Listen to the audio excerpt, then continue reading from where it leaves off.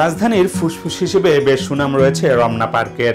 প্রকৃতিপ্রেমীদের মিলন মেলায় সারা বছর মুখর হয়ে থাকে পার্কটি।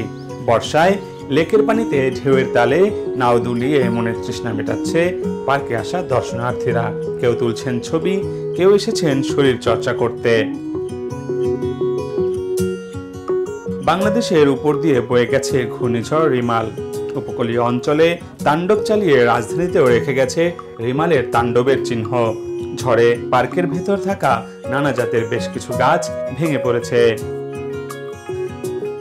নানা উদ্বেগ আর উৎকণ্ঠার মধ্য দিয়ে ঘূর্ণিঝড় রিমালের প্রভাব কেটে গেলেও রেখে গেছে তার ক্ষতচিহ্ন।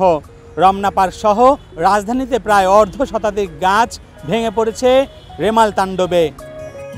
দর্শনার্থীরা বলছেন রক্ষণাবেক্ষণের অভাবে দিন দিন রমনা পার্কে গাছের সংখ্যা কমে যাচ্ছে। তাই প্রকৃতির ভারসাম্য ফিরিয়ে আনতে বিভিন্ন জাতের গাছের চারা রোপণের দাবি জানান তারা। নীরব থাকলে হবে না, যার যার অবস্থান থেকে সে উদ্যোগ নিতে হবে গাছ লাগানোর জন্য। গাছের কোনো বিকল্প নাই, বেঁচে থাকতে হলে আপনার গাছ লাগবে। একটি গাছ নষ্ট হলে আমাদের দুটি না অন্তত 4টা গাছ, কারণ গাছগুলো বড় হতে সময় লাগে, ওই পর্যায়ে আসতে হবে। আমরা তো ওই ব্যাপারে গুরুত্বপূর্ণ ভূমিকা। গাছগুলো ভেঙে গেলে দেখবেন যে প্রত্যেকে কেটে নিয়ে বিক্রি করে দেয়। এই রমনা পার্কের কাছে আসি শুধুমাত্র একটু কিছু সময়ের জন্য একটু খুব নির্মল বাতাস নেওয়ার জন্য, আর সেটাও যদি এইভাবে চলে যায় তাহলে আর কিছু করার নেই। ডাল তো ভেঙেছেই, শিকড় সমেত উঠে এসছে। দেখেন, শিকড়কে রক্ষা করবে মাটি দেয়, মাটি দিয়ে রাখতে হয়, অনেক মাটি দিতে হয়। সবচেয়ে বড় কথা যে রক্ষণাবেক্ষণটা মনিটর করতে হয়, প্রতিনিয়ত মনিটর করতে হয়, সেইটা ঠিকমতো করা হয় না এখানে।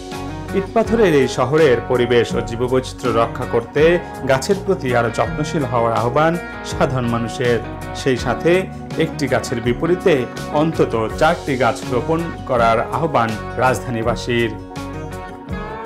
রাকিব হাসান, বার্তা 24, ঢাকা।